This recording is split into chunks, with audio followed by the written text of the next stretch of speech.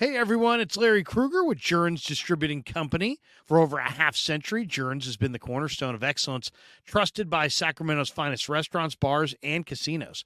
But now they're excited to announce that Jern's exceptional products will be coming directly to you. That's right. Check out their new website, jurins.com. Jurins.com.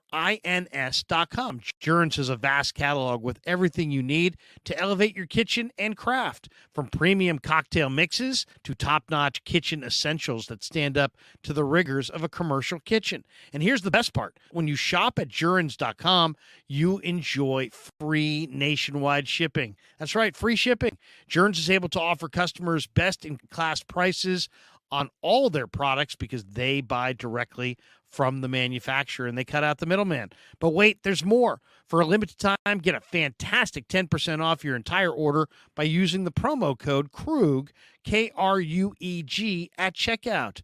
Make sure to check the link in the description and use that promo code KRUEG, KRUEG, at Jurins.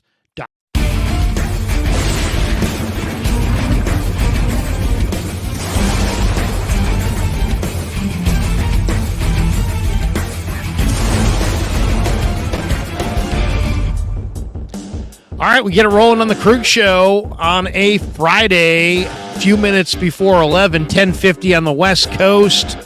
That means it's 1:50 on the East Coast, and the East Coast probably not feeling too good because the G-men are flying home after losing to the 49ers last night on Thursday Night Football. Jack Hammer in the house. He covers the Niners for the Santa Rosa Press-Democrat. We are doing a dual-channel extravaganza. Jack, good to see you, man. It was great to see you last night, and what a game, huh? Yeah, it was a good one, right? Little tight in the first half, I guess maybe early in the third quarter, but the 49ers were way better than the Giants last night, really throughout. It was the score when it was 17-12 was a little close, but it really wasn't even that close. Let's get into how good the 49ers are playing. I mean, let's get into the record that Shanahan broke last night. The Niners are playing at a really, really high level. I'm not sure if people realize exactly what they were watching last night. There were a lot of people that were really critical of Brock Purdy.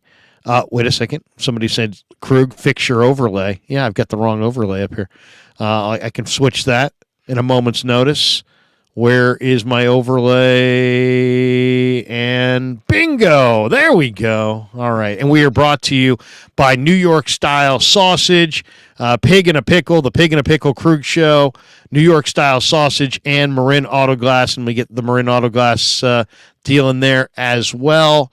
Those are our sponsors, marinautoglass.com, 415-883-3030. Also, New York Style Italian Sausage and Pig in a Pickle, the best barbecue in all of Northern California. More on all of them in a bit. But Jack, let's talk a little bit about last night because so many people were critical of Brock Purdy, but I don't think people realized that his numbers against the blitz were absolutely fantastic. The Niners scored 30 again. He was incredible in the second half of the game. He got blitzed in a dizzying array of times by Martindale, the defensive coordinator for the Giants, and yet he took care of the football. They scored 30 points. They had a balanced offensive attack with run-pass, and the big number is they didn't turn it over, and a lot of that's on Brock Purdy.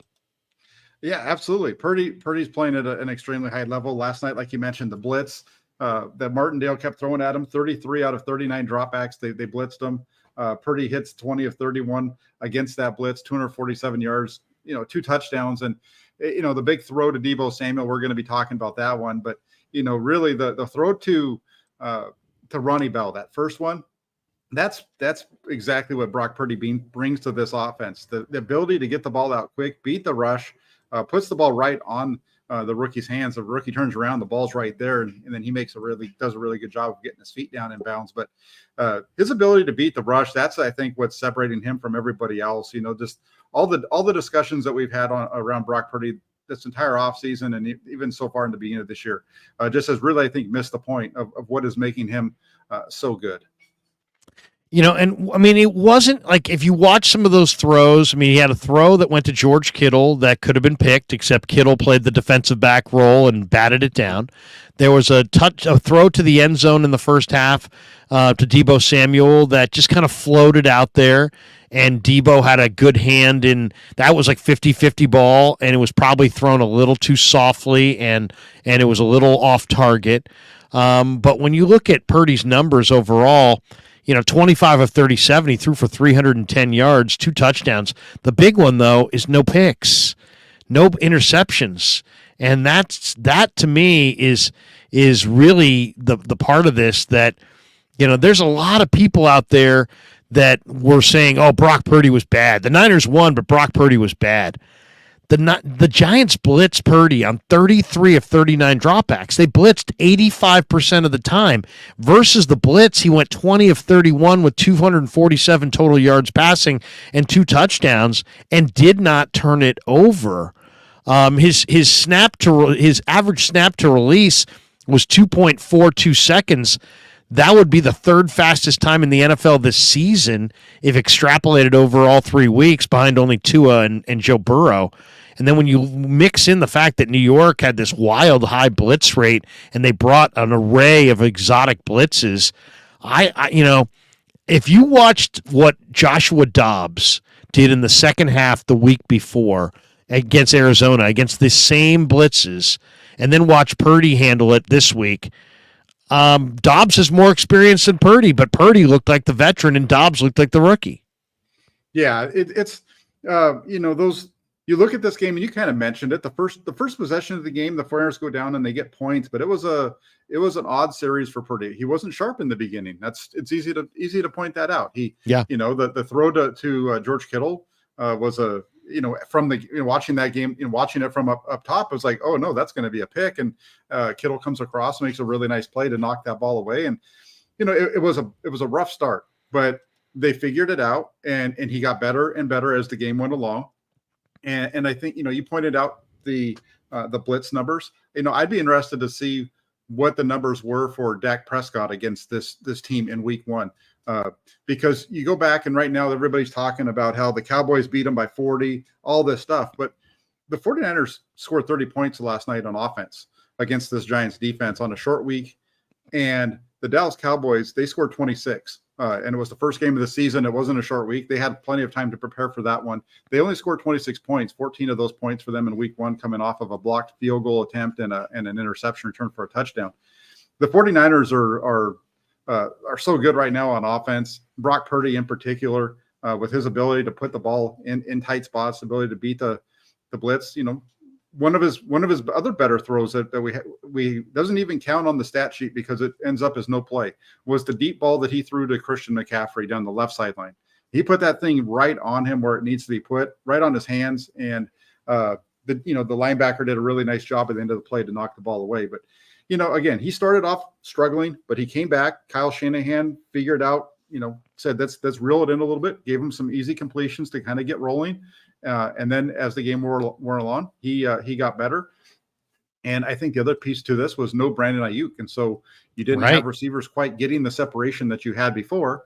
And so, they had to figure out, the offense was completely different last night in some ways, because I don't know if I've seen the 49ers run 2 tight ends as much as I saw last night in a very long time. Yeah, they used a lot of 2 tight end formations. They moved Kittle all over the formation. He was lined up at fullback in a couple snaps in the backfield. You take away, arguably your number 1 receiver, definitely your hottest receiver this summer in Brandon Ayuk. And then, there were several boxes that they wanted to get accomplished. I mean, they wanted to use CMC, but also work in Elijah Mitchell and Jordan Mason. They did that. They wanted to have close to a 50-50 run-pass split. They wound up on the night with 37 passes and 39 runs. Check that box.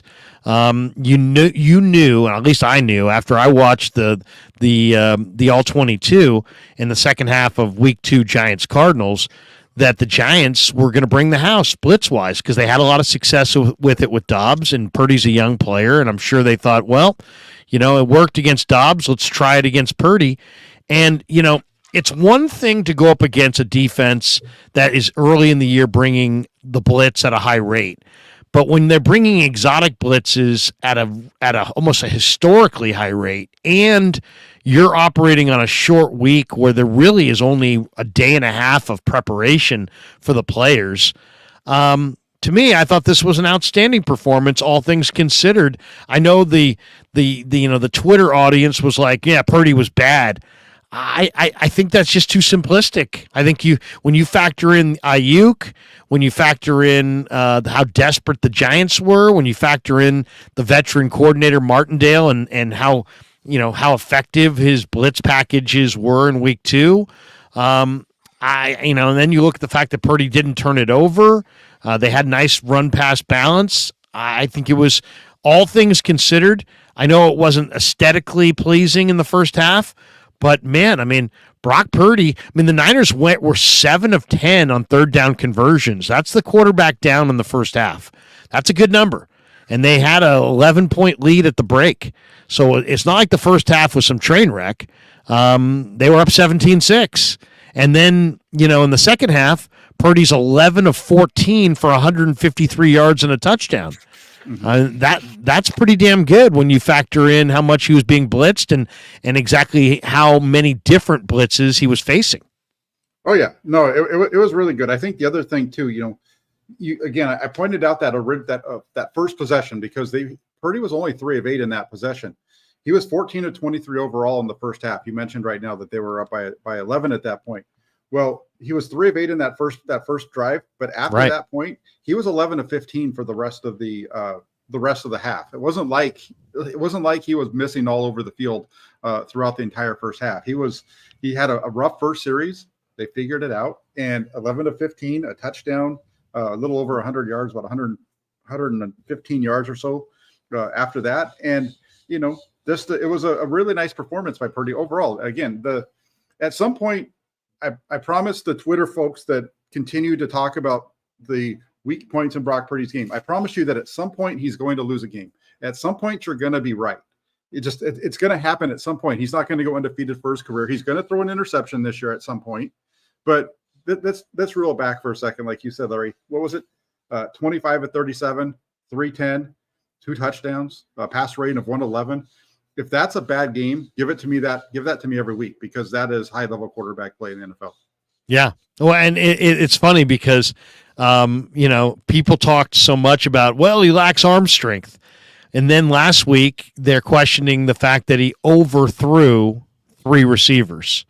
So shouldn't that kind of put the arm strength debate away? But no, people still wanted to complain because it's like, I just get the feeling that there's people, and whatever, there's always going to be haters. I mean, I asked Aaron Banks earlier this week about Purdy and how he's playing. He said, I think he's playing terrific.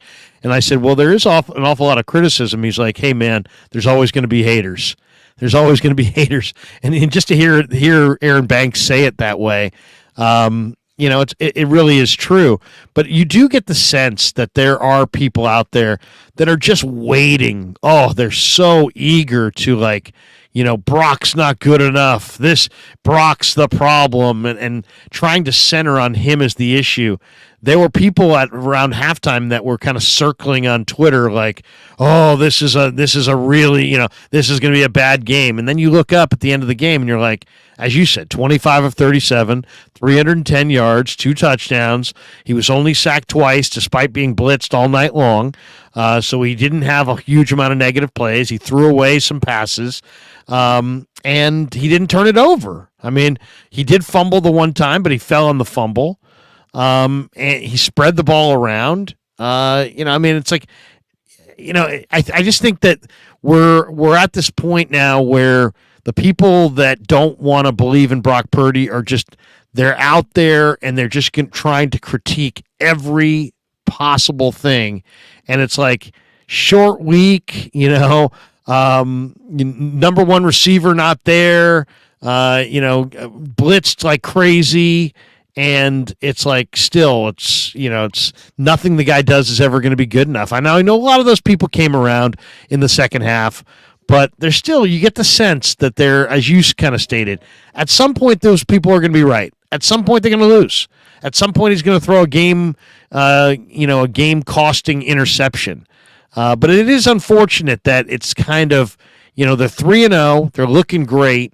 The players and coaches feel great about Brock Purdy, and yet there is a segment of the Niner fandom that's out there going, I can't wait, like rubbing their hands together at the idea that he may fail. Yeah, it's we didn't get a chance to talk after the game against the Rams. We're talking after 2 games here. And I mentioned the throw last night. Like, one of the things that I've seen on Twitter was how he was inaccurate against the Rams and those types of things and what have you. But you look at the game last night, I talked about the touchdown pass to Bell where he gets that ball out of his hands so early. Bell's not even cutting yet, and the ball's already out of his hands because he's got a blitz coming. Go back to the game. He threw it to a spot, basically. Yeah, basically just threw it right to where Bell was supposed to get to, and he put it right on him. And, you go back to the game against the Rams, and there was a play in which he hits Javon Jennings down the middle. And the pass looks like it's behind Jennings because he has to spin around and catch it. Well, if you just take a second and you watch the All-22, watch the film breakdown that I did or anybody did, that's an amazing throw by Brock Purdy in that he's got a free rusher coming from his right side. He's sliding to his left, and he's throwing the ball. As he's throwing the ball, Javon Jennings still goes another 5 yards vertically in his route before making the end cut. That's how early that pass came out. And it's a completion for a big gain for 15, 17, 18 yards, whatever it was. And that's the kind of stuff that he does with regularity. He makes the offensive, for anticipatory years, throws that Trey Lance never could make. A lot of NFL quarterbacks can't do that. That's one of the things we've heard about a lot with Tom Brady, was his ability to help his offensive lineman out because he got the ball out quick and on time. And that's what you see with Brock Purdy with regularity is that ball comes out. If there's a guy open, he gets it out. Last night, you mentioned the throwaways. We're seeing a lot more throwaways from Brock Purdy than we saw from Jimmy Garoppolo in the past or really other 49ers quarterbacks in recent 49er history. He's not afraid to throw it away.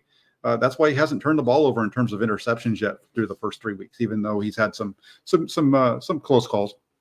Well, and think about it from the other side of the ball. I mean, we're only thinking about it from the 49ers perspective, but there's a frustration that builds up from the defense when they can never get home, when they can never really interrupt things. Going to the next play always feels like a win for the defense, but oftentimes it's a win for the offense. Oh yeah, it is. It can. It's go live to the next down. Don't put yourself if you can get the ball out, at least you're not losing yardage on a sack or something like that, and eliminate some of the hits on Purdy himself. There's a lot of positives to just taking going on to live the next play. And I think when you watch Brock Purdy, that's the other thing about him too. He doesn't get rattled. Like somebody pointed out to me after the game in week 1, and I noticed it during the game too. You just look at him on the TV screen because they show you, you get that up close view of his face. Nothing seems to faze him. Yeah, he's just calm, and he's not worried about a play. He doesn't care if he has to throw a play away, he throws a play away because he knows he's going to come back and he's going to attack the defense on the next one. He just does it all the time. He doesn't pass up a throw for a check down. That's something that Kurt Warner talked about during the offseason.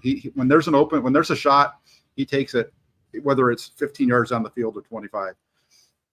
By the way, if you want to see the opposite of calm, I'm going to share the screen on this. This is a classic one right here. I caught this last night on Twitter late night, and I was like, wow, look at this. This is the opposite of Brock Purdy. Here is Daniel Jones. Okay. Daniel Jones. This is the same end zone camera that we normally see for Purdy, that you're talking about with Purdy. Think about when you watch Purdy and how calm his eyes are. He looks almost kind of like Aaron Rodgers, like Tom Brady, like a veteran quarterback who's been there and seen it and done it. Here's Daniel Jones.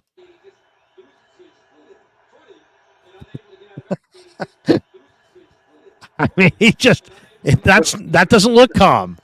That doesn't look confident.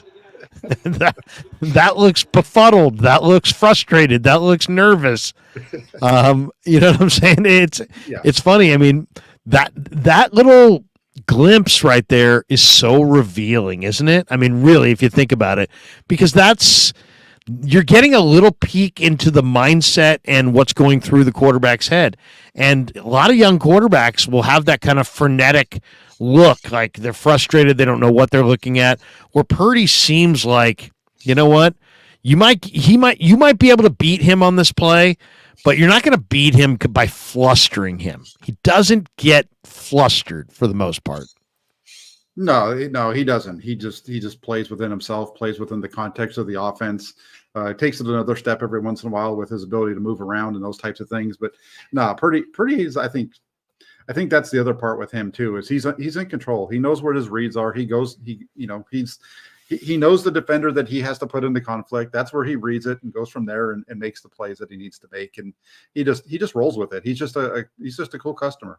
What did you think of the Niner O-line last night? You know, there are people that have taken Burford to task. There's people that have taken McKivitz to task. You know, they did open run lanes for the rushing game. I mean, the Niners ran for, what did they run for, 141 yards? They only gave up the 2 sacks all night.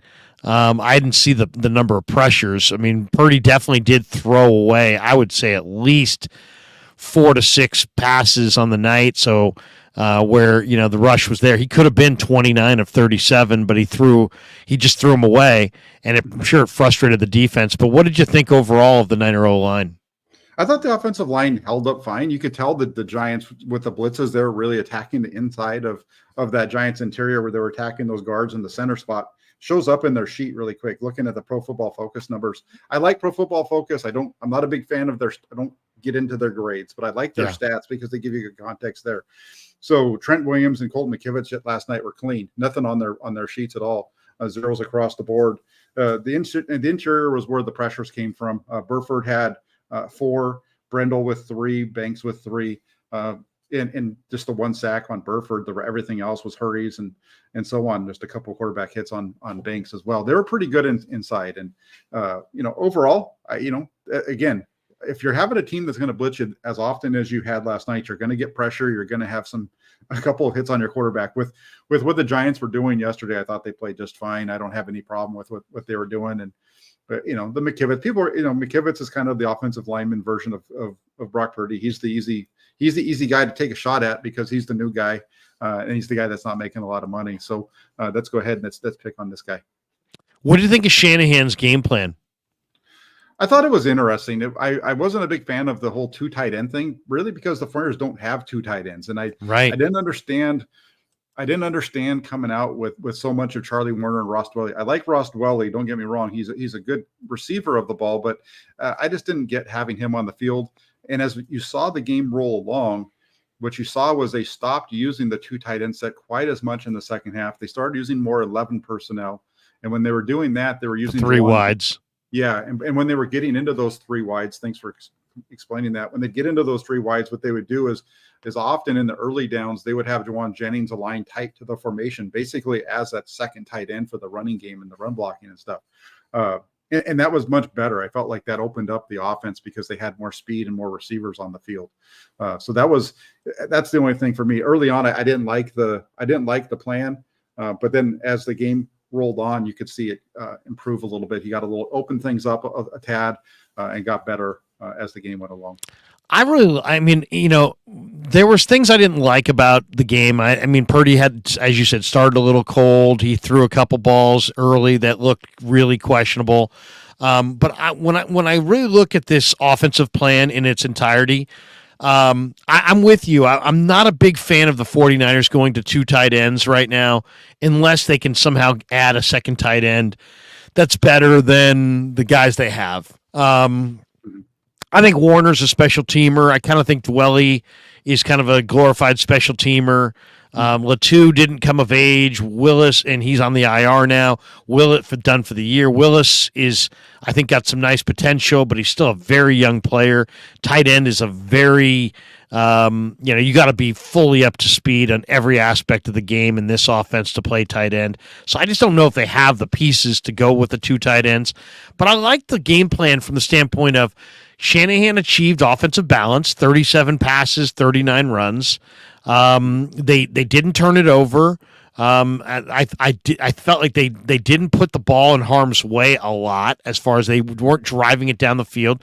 They were leaning on the run after the catch and going, throwing more shorter passes. But I also liked the fact that McCaffrey had 18 carries, but Mitchell and Mason combined for 14.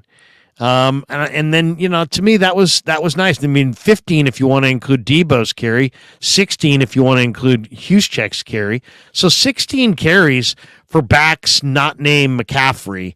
I like that split. I mean, obviously McCaffrey's a great player and he's having a phenomenal year, and he still wound up with 23 touches. They targeted him, 5 times, and he caught all 5 balls as a receiver, and then he ran 18 times.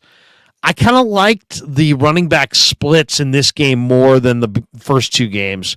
I think it's important that they continue to use Mitchell and Mason. So without Ayuk, and when you factor in the offensive run-pass balance and the way the backfield carries and touches were divvied up, I really kind of like the plan from Shanahan. Yeah, no, I get you there. That was the good part, right? We didn't see Christian McCaffrey get the huge workload like we saw. He still had 18 carries. The one thing that I said last night in watching the game was that you could see why they were giving Christian McCaffrey the ball so much in weeks 1 and 2. The offense just plays at a different pace when he's on the field compared to Elijah Mitchell. Nothing against Elijah Mitchell. He's a nice back. But Christian McCaffrey just plays at such a faster level than everybody else. It just makes that offense really, really get going when he's on the field. You look at it last night, the first series of the game when they was all McCaffrey. They come out the second series, that's all Mitchell. And then they kind of went back and forth after that. The first series go right down to score. The second series, you're 1 first down and you're off the field.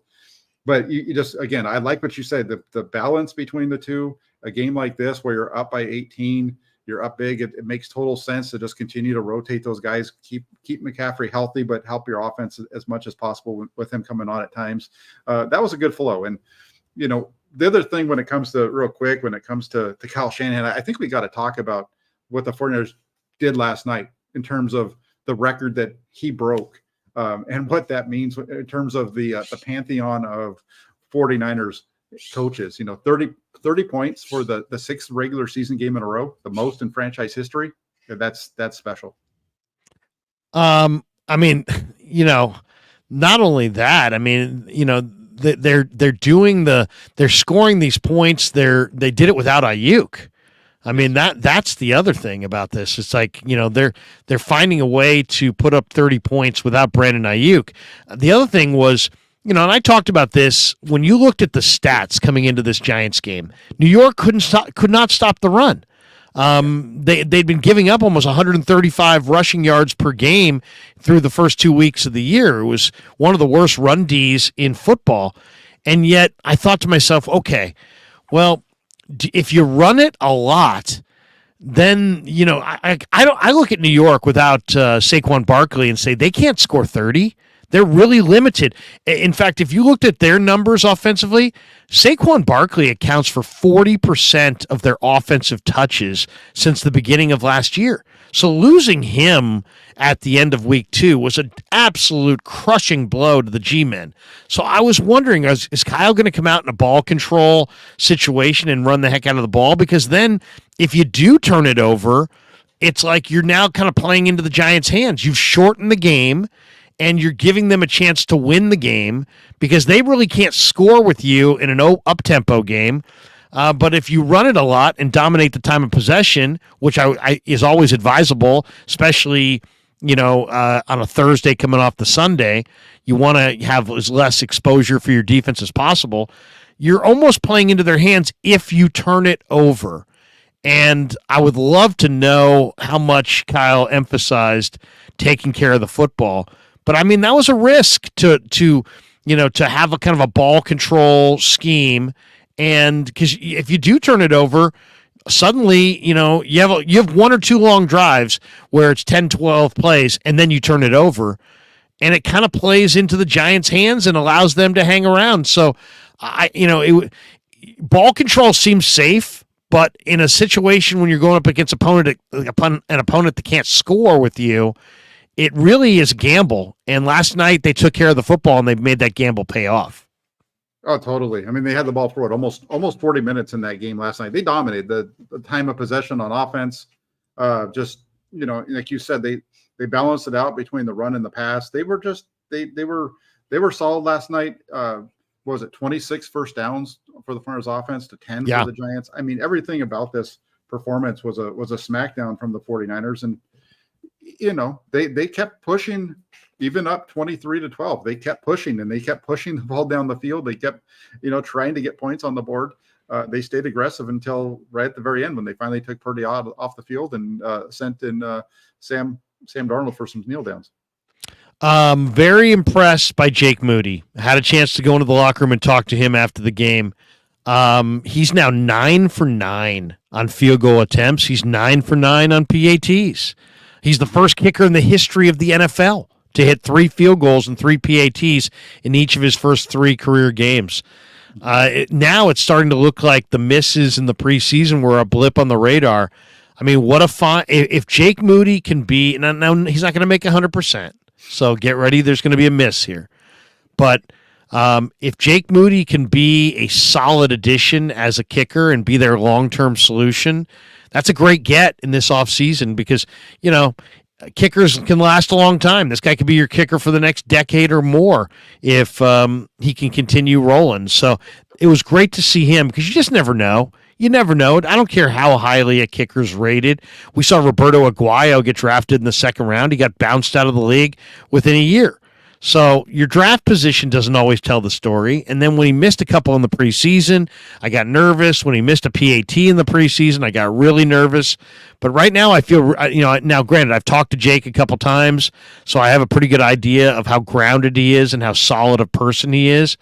And also how cerebral he is. He was talking to me about the different wind patterns in the different sides of the field and the differences in the turf in the first 3 games and just nuances to kicking, but they're all very important and all the veteran kickers know all the nuances.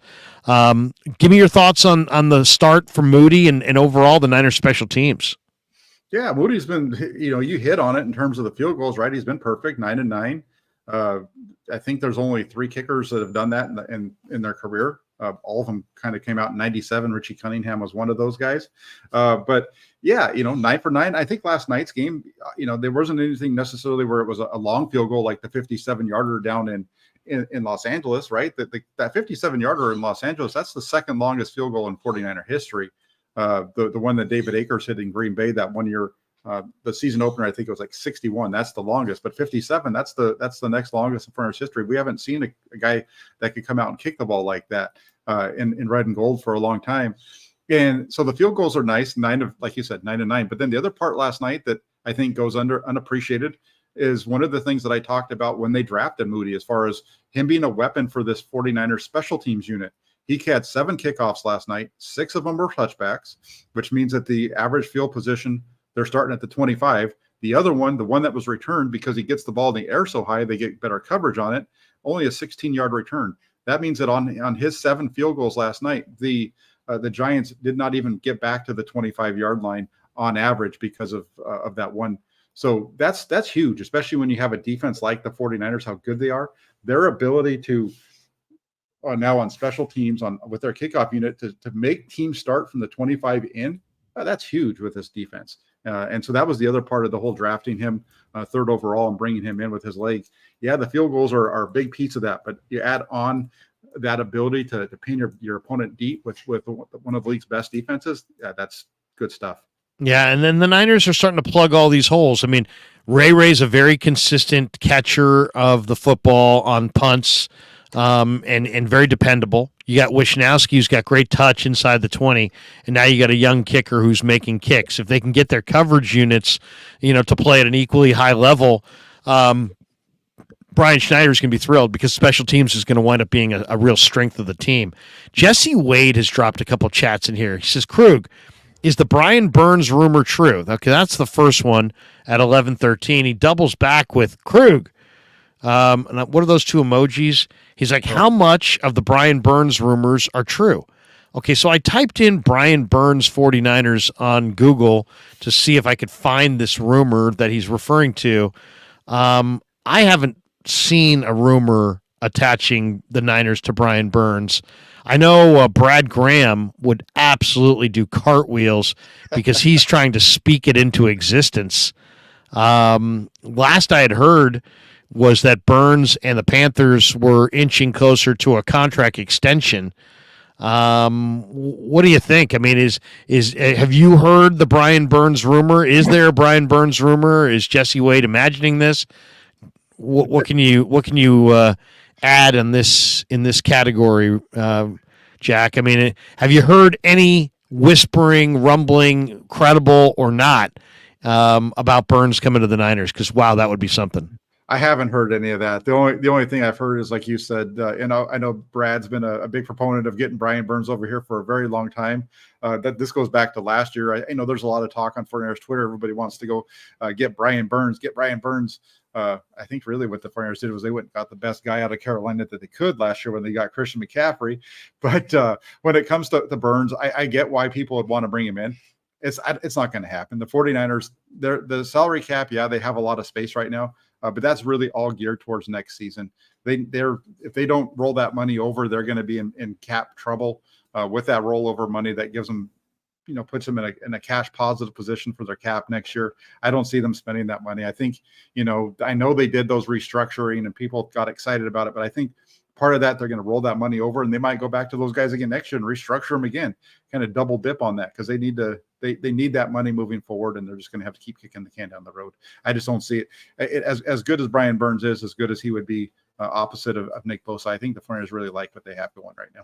If the 49ers, if you could add one piece to the puzzle to get the Niners over the top, what would it be? Yeah, I think right now, if I had to add one piece, I would add a lockdown corner. They don't have a lockdown corner. Travis Ward's a nice corner. He does a good job. Diamo Lenore, he's okay. They're both good corners. They don't have a guy that just you can lock down one side of the field. Obviously, there's not very many Deion Sanders types walking around, in the NFL period with the way that the game's played today. So I'm not even sure if there's. I know there's not one out there that they can just go sign, and I don't think there's one out there that's on the trade market either because those guys you just don't get rid of. Yeah, no, I mean, Antonio Baker says Jalen Ramsey. But I mean, Ramsey's a little long in the tooth. I wonder if he's more rep than legit dominator at this point. But yeah, I'm. How concerned are you, Jack, about the Niners' situation at corner? Because I mean, they're talking up Trey Swilling now. They cut Deshaun Jameson at the end of camp. Demo Lenore's a little dinged up, but he's playing hurt. Womack's already on the IR. Ambry Thomas was inactive for this game. He is battling a knee injury. Is corner the spot you think that should be a concern going forward? Because, I've heard it many times that the secret of pass coverage is pass coverage. In other words, there is no secret to pass coverage. You got to have legitimate coverage guys. That's the one thing about it. I really wish they hadn't cut Jameson because there aren't good corners walking around. I mean, I think the guy the Niners just signed from Dallas, who they then waived, are they going to bring him back? What's his name again? I just Anthony Brown. Mm-hmm. Anthony Brown. Or do you think Dallas will try to get Anthony Brown back because they just lost Trayvon Diggs? Yeah, I could see it being either way, right? I could see both teams trying to bring him back. I think if you're the 49ers, you're looking to bring him back to your practice squad. If you're the Cowboys, maybe you're trying to bring him back and add him to your active roster now that he's injured. So that's a tough one there on Anthony Brown. I think the 49ers, they're pretty good with what they have. Again, Lenore and Ward are okay. I think Isaiah Oliver, the last couple of games, what he's done the last 2 weeks, he's quieted a lot of the discussions around that nickel spot with him. Yeah, so Ambry Thomas is out, but I don't think there was very many people who were really looking going into the season thinking that the 49ers really need to have Ambry Thomas starting on the corner. I don't think there's anybody that watches the 49ers that wanted that to happen. The 49ers included. They would have been okay if they had to start him for a game or two, but they didn't want to have Diamo Lenore have to play in the slot and him play outside. So the way that everything's worked out, I think it's okay. Again, that cornerback spot, there's not very much out there. I agree with you on Jamison. It would be nice to have that guy who can come in and be a lockdown corner in terms of, what we saw from him with that his inside outside versatility and his ability to get hands on the ball or on the man in man coverage. The only thing with him, I think, is that he struggled a little bit in zone, and I think that's where he kind of fell off with the 49ers and the reason why they went in a different direction. Kevin Duff says, Larry, how long is Darrell Luter out for? I think it's 5 weeks, maybe 6. How long? Is he still on the PUP or is he on the NFI? I mean, and do you know when he's slated to return? I saw him walk out of the locker room. I was very impressed by him, in minicamp, and then he's, battled what they called a bone bruise on the knee, which seems like he's been out an awful long time for a bone bruise. What's your thoughts on Luter? Can they depend on him later this year? Do you think he'll make a contribution, and when do you think we'll see him on the active roster? Well, Luter, yeah, he's on PUP. I think what we heard from Kyle Shanahan a couple of weeks ago was that it was going to be about 6 to 8 weeks into the season. At the time, I think it was after week 1, he said that they hope to get him back another about 5 weeks or so. So we're looking at that probably after the Cowboys game, maybe sometime shortly after that, where he'll come off of PUP and start practicing. So I wouldn't expect to see him actually on the field in a game for San Francisco until probably right around the beginning of the second half of the year, because you got to give him, he's not going to come back and get on the field right away. They're going to bring him back. I think once they pull him off PUP, they have 3 weeks to make a decision with what they're going to do. And I think they'll take most of that unless there's an injury where they have to rush it. What about Jason Verrett? We've got a number of people in the chat are referencing that Jason Verrett worked out with the team. What do you think of Verrett? I mean, it's like, Verrett's got, really like all pro caliber feet. Like, his ability, his change of direction, his ability to mirror receivers up and down the field, his footwork is exemplary. I mean, he's a tremendous talent, but he's slight, he's small, and he gets hurt a lot. And it's like, I just don't think they can depend on him at this point. What's your thoughts on Verrett? Would you be an advocate for him coming back? Is it worth a flyer, or are they? It sounds like we're getting close to Dante Johnson time. Dante Johnson, I can't believe that he hasn't already come back this year. No, he's probably staying at a Hyatt in Santa Clara somewhere, waiting for a phone call. Right across the street, right there. Right. I think that if Jason Verrett, if he's healthy and you want to bring him in and you want to bring him in as a backup, absolutely, you go make that move. Jason Verrett's a guy that I know that the team likes. I know that he is a fan favorite in terms of, not a fan favorite, that was the wrong thing. I know he's a favorite amongst the players in the locker room. They really like him. They understand the trouble that he's gone through in his career and what it's taken for him to keep coming back time and time again. If he's healthy, you bring him in and you let him be a part of this team. I think it helps out your locker room. And if he can play, he's that guy that we just talked about, that guy that can come in and lock it down. That's what he did in 2020 when he was healthy. He came in and he completely locked down the opposite side of the field, and just did a really nice job in that season. Unfortunately, the injury in 2021 derailed everything. And that's been really the story of his career, is he can't stay healthy. But man, if you can bring him in and you're not expecting him to be the guy, and you get a little bit out of him, yeah, absolutely, you go and make that move. Because Jason Verrett, when he was healthy, was a damn good corner in the NFL. I know he's so intriguing, but yet he's so fragile. But you know what? Your choices are limited, which always, once again, I don't want to beat it up over, because I really like Jameson, and I thought they made a mistake going with Pryor and with Jalen Moore. I think I would have chosen whoever I thought I wanted to keep between the two of them and gone with one and kept Jameson. I know people say, "Oh, that's 20/20 hindsight." I was saying it at the time, but to me that was a mistake. But I don't want to belabor it. Let's jump to the defensive front. The Niners have allowed only 159 rushing yards through 3 weeks. Jack, you got to go back to 1996.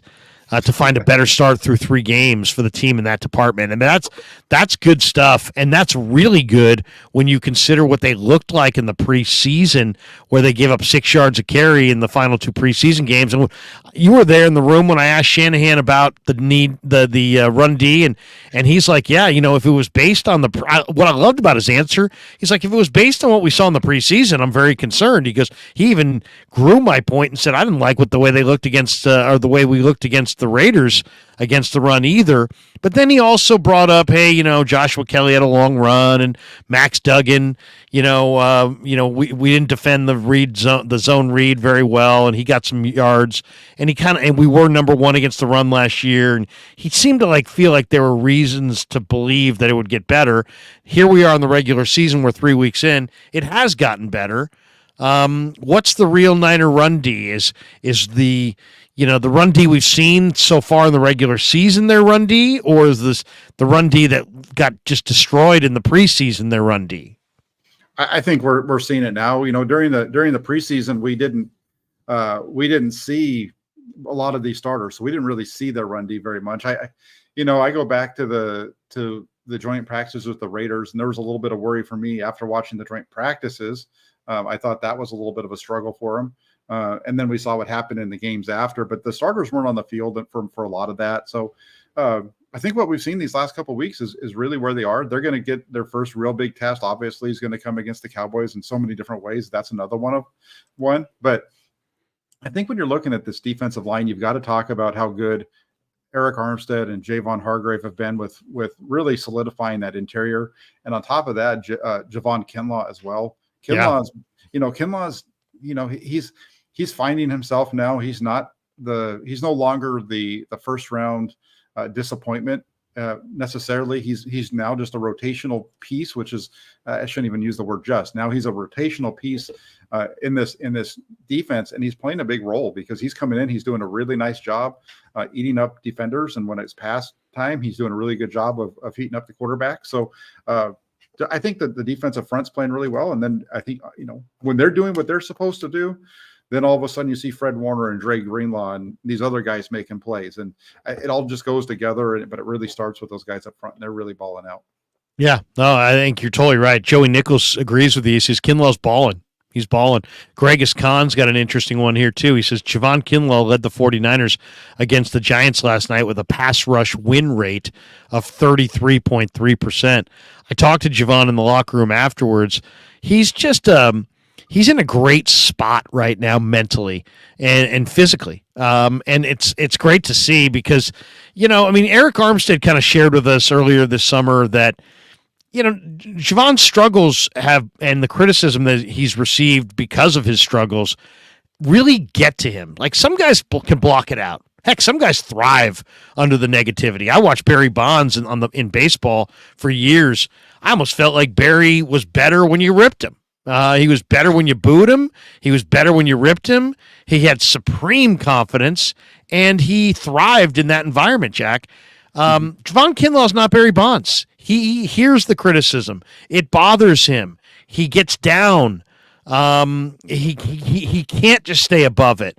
Now his knees are healthy. I talked to him about his knees. He's like, finally, I got my knees to the right spot where they're healthy. He can play with good bend. He can play with leverage. It's a leverage game. Low man wins. He's really been very, very effective this year, and I hope it can continue because, this is it. It's time. If he has a big year, he's going to solidify himself in the league, and he's going to get another contract, whether it be here or somewhere else. But if he has a bad year, he could easily wash out of this league in a very short amount of time. He's such a physical dominator that he will get another 2 or 3 opportunities in other spots if the Niners ever say goodbye. But as far as fulfilling the potential of being a mid-first round pick and really establishing himself as a guy who's going to make serious money in the league and a guy who's going to play well into a second contract, so on and so forth, he needs this year. It's vital for him to put out good tape, especially on the heels of that NFC Championship game where I just don't think physically he was right. I don't think he could play with any kind of a bent knee, any kind of pow. And if you're long cut, and you can't play, with leverage and with a bent knee, you lose all your strength.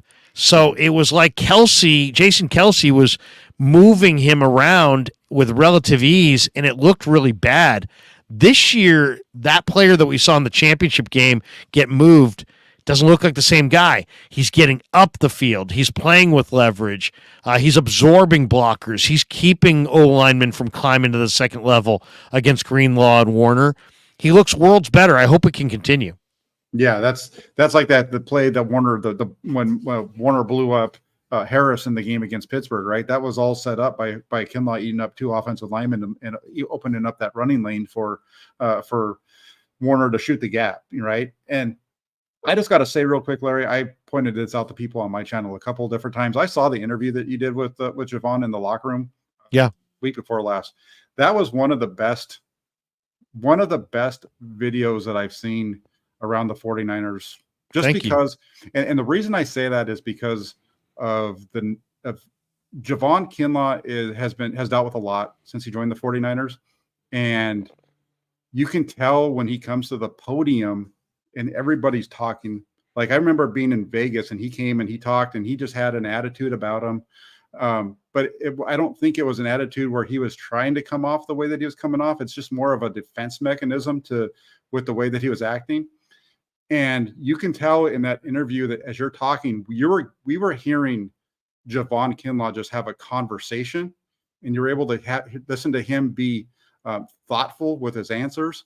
I thought it was a tremendous glimpse into who he is as a person and as a player, and what struggles that he's gone through in the first few years. So I just want to shout that out. I've talked about it on my channel a couple different times to people. Well, I appreciate that. And I'll tell you, I wish I'd started the recording a minute prior to the interview, because I walked up to him and I said, "Hey, Javon, how you doing, man?" He's like, "Hey, man, how you doing?" And I said, I go, "Hey, can we do a minute or two?" He's like, "Absolutely." And I go, "How you doing? How's your summer going?" He's like, "Good, good." And he goes, "How's your family doing?" And I said, "They're doing good. I got my boy in college." We talked for 30 seconds before, and it was like, I don't know. I don't know how to how exactly to describe it. I don't even know what point I'm really trying to make, other than just that, there's this whole other side to Javon, that away from the bright lights, away from the group setting. Like, some guys are great in the group setting, with 15 different people asking different questions and the lights and everything. And other guys really are not good in that setting. I think he's much better in a one-on-one, where you can kind of feel him out a little bit. He can kind of feel you out. And once he's kind of disarmed, because he doesn't feel like he's going to be attacked or set up in any way, he's a real decent quality guy who cares about other people. And I just thought it was really, really great. And then, after that exchange, then I turned it on as far as the camera, and we started recording everything. But I really like the guy, and I'm really rooting for him. I know he's had some. You could say he's been a disappointment. Heck, there's people that have attached the bust label to him. I just think it's premature. And some guys, they just day one, they just hit the ground running and they're just good. Other guys, have to adjust to life as a pro. And I'll tell you what's really interesting is when he starts talking about Eric Armstead, and you realize they're not just line mates. And they're not just teammates, and they're not just friends. It's like Eric Armstead to Javon is like, and I said to him, I go, "What kind of relationship is it?" And he's like a big brother. He's like a big brother to me. He's like on the field, off the field. He just makes sure I'm okay. And I felt like Eric, who's also a very, very down to earth, thoughtful guy, was kind of trying to share with us media people this summer that, hey, tread a little lightly around Javon. He didn't say that word for word, but it was kind of like, hey, you know what? The criticism bothers him. He's a good man, and he's trying to carve out this career, and he's got some challenges, and sometimes he gets down. I don't know. It just, to me, it was like very human for Armstead to share that, and Armstead's a killer guy, but I just think it's so unique that you can kind of tell. It's like Eric Armstead is like a very important person in Javon Kinlaw's life. And these guys are going to be lifelong friends.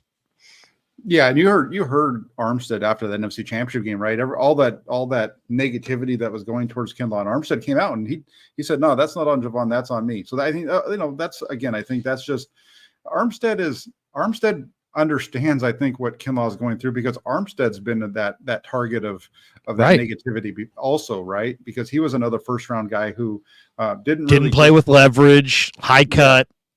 Didn't really get numbers until, it took a few years until 2019 is when he finally turned it on.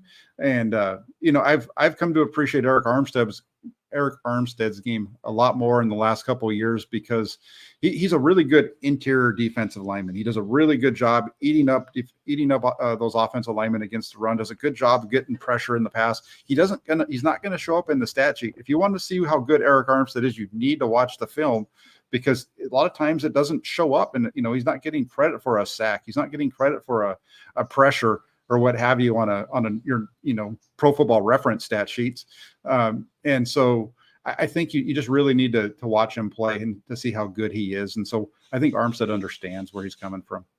We're almost time to wrap it up because I got to go pick up my kid. But Crusher says Jerome Hargrove is carrying the D line. I mean, Javon Hargrave. I don't know if you saw. Did you see when Shannon Sharp called Javon Hargrave Jerome Hargrove? I did. I saw that. That's He's like, well, they got Jerome Hargrove. Yeah, Hargrave, and he had a bunch of people around his locker last night. But man, Hargrave, what a force of nature. And I can really see, how dominant he is. It's like there really is no way to block Javon Hargrave.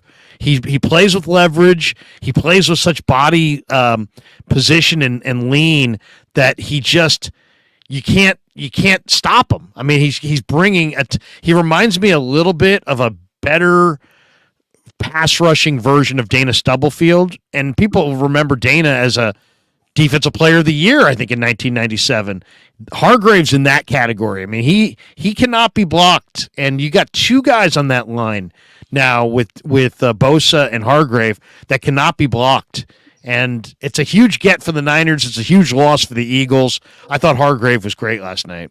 No, he was. I think you look at that game last night, according to Pro Football Focus, 23 pressures on Jones last night. 18 of those came from three of the guys we just, from Bosa, Hargrave, Kinlaw, and Armstead. 18 of those 23 pressures came from those four last night. Kinlaw with 4, Armstead with 3, and then 6 and 5 for Bosa and Hargrave. But Hargrave is just Hargrave and Armstead are the heartbeat of the defensive front, because winning up the middle, the Foreigners talk about all the time. That's number one. And I tell you, quarterbacks, they're okay with pressure coming around the edges, but when you get pressure up in their face up the middle, that's what really bothers them. And having Hargrave, you almost had me say Jerome, Hargrave and Kinlaw right there, coming up the middle, that really gives you a lot of problems, a lot of fits when you got that. And then Kinlaw a couple of times last night as well. So it's really that middle of that interior is really doing a good job. Last question for you. My good friend Kyle Madsen, who I saw at the game last night. I don't know if you know Kyle, but he's a good guy. He used to be a producer at 95.7 The Game. He tweets out, the actual question about Brock Purdy isn't where he ranks. It's whether the 49ers can win a Super Bowl with him at quarterback. So why don't we finish right there, Jack? You've been around this team all summer. You've seen Purdy. You've charted him. You've compared him to Darnold and Allen and Lance and watched it all. How do you feel about Brock now that we've seen, three games in the regular season this year? His run last year. We've seen him in a playoff atmosphere. We've seen him now coming off the elbow. What's his ceiling, and we talk about his floor is clearly higher than the other guys, and I think that's important. But can the Niners, in your opinion, win a Super Bowl with Brock Purdy at quarterback? Yeah. There's not really even a doubt in my mind that they can. All the things that we talked about earlier at the beginning of the show in terms of what he does, that's high level quarterback play. That is a quarterback that can win a Super Bowl for you. When you look at the 49ers, when you look at Kyle Shanahan he hasn't figured out the quarterback position until now. He's got a quarterback now that can take him. It's one thing, Jimmy Garoppolo won a lot of games for this team. did some good things, but when the chips were down, when it came time in January to go out and play at a high level, he couldn't. We already seen Brock Purdy play better than Jimmy Garoppolo ever did. Brock Purdy, again, if he wasn't a 7th round draft pick, and he was maybe an inch taller and threw the ball 5 yards farther, the whole narrative around him would be completely different. This guy's a Super Bowl winning quarterback. If he stays healthy, 49ers are going to win the Super Bowl this year. They're the best team in the NFL. They really are, from top to bottom. I understand that they haven't played very good teams, whatever you want to make of that. Well, Steelers on the road. I mean, I don't know. We'll see. Yeah, but whatever, right? I mean, that's the argument against what I'm saying. Sure. But again, 30 points. They just move the ball on everyone. He's not perfect, but the way that he plays the game last night on that 3 of 8 drive when he wasn't perfect, he still had big throws to move the ball and move the team down the field and get them into that position for the field for the punt. I really think that Kyle Shanahan has finally found that guy that's going to do what he needs to be done in order to take his offense to the Super Bowl. I think they're going to win it this year. I really do. Yeah, I think Kyle has coached around the quarterback during his tenure here, especially in that 2019 Super Bowl run where Jimmy looked really skittish in the first playoff game, and I think then they took the ball out of his hands and they said, we're just going to run it, and they almost got it done, but they couldn't quite climb the mountaintop. Now he's got a quarterback that he can have the full breadth of his offense, full arsenal. As long it's all about health, and right now they're 3-0. They're healthy. They got 10 days off before Arizona. Jack, what do you got cooking on the channel the rest of the day or the rest of the weekend? Yeah, no, keep it locked in. We're going to be doing a film breakdown either sometime today or tomorrow, probably today, because I'd like to get them out as soon as possible. I got to really dig into that here after we get off. And then I'll be doing another one on Kyle Shanahan at some point over the weekend. I want to talk about what he's been able to accomplish, because I think he gets criticized quite a bit. So I want to go into some of what he's been able to do. So those are a couple of things that are going to be coming up on the channel, so keep it locked in. It's going to be a lot of fun. Well, we appreciate you, brother. Some of my favorite streams that I do every week is the one that I do with you on Friday here, because I just feel like, we both see the game. We see it sometimes the same, sometimes differently. But I love the fact that you grind, you put in the work. You've got great credibility, and I love streaming with you. So we'll do it again next week. Have a phenomenal weekend. Enjoy your Sunday off. And go Niners, and we'll talk to you soon. Sounds good. You too, Larry. Have a good weekend. There you go. The great Jack Hammer, who is fantastic. And read his stuff in the Santa Rosa Press-Democrat. He's as good as it gets covering the 49ers. He really, really is top-notch. And he's very conscientious. He's a hardworking guy. He's got his own opinions. He's independent. He doesn't just go with the flow. He's an independent thinker, but he's also very analytical. And I love having him on here. He's a great guy as well. All right, let's mention our sponsors, and then let's bolt for the door. We've got our sponsor, Marin Auto Glass, marinautoglass.com, 415-883-3030. My man, Saeed, who owns Marin Auto Glass, great company. You shatter a windshield, you need it replaced. They come out, they pop it out, they glaze in the new one, they sweep away the glass. It's a one-stop deal, and it's very convenient, and they're fantastic and reasonably priced. marinautoglass.com, 415-883-3030. If you need a new windshield, go to Marin Auto Glass. They service the greater Bay Area. Also, thanks to New York Style Sausage Company. They've been one of my original sponsors since the very beginning. Mike D'Ambrosio, Laura Persavento, and all the Pasquale and all the good people at New York Style. Love them a lot. And thanks, of course, to Damon and Mary, the owners of Pig and a Pickle, the title sponsor of the Krueger Show. 2 locations, Emeryville and Corte Madera. They're open 7 days a week in both spots from 11 a.m. until 8 p.m. or until they run out. And I really mean they do run out. I say that, but people say, do they actually run out? Yeah, it's a real barbecue place. So they actually do run out of barbecue. So check them out in Marin County. They're also in Emeryville, and get the brisket chili. Go say hi to Damon and Mary. Tell them the Krug sent you, and let's take a look at their spot in Marin County right here.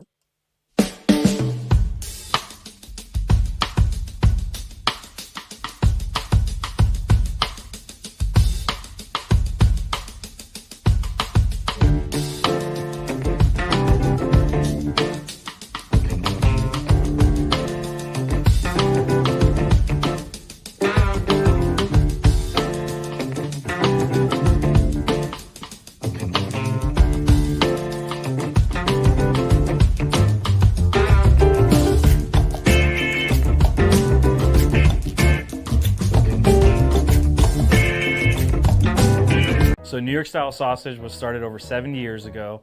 We are the largest producer of fresh Italian sausage on the West Coast. What makes our sausage in New York style is really the recipe came from back east, from New York, from Connecticut. If you look at all of our labels, there's maximum 4 or 5 ingredients, which we're really proud of. There's no preservatives, no MSG, fresh in, fresh out. The pork comes in fresh, goes out fresh. There's never any freezing throughout the process. We've always used fine quality cuts. We're never going to deter from that. It's one of the reasons why our sausage is so good. I guarantee you put our sausage up against anybody else's from a flavor standpoint, no one will beat it, hands down. Hey, do yourself a favor and do me a favor. Go buy a package of the New York style Italian sausage. Guaranteed you will love it. Guaranteed.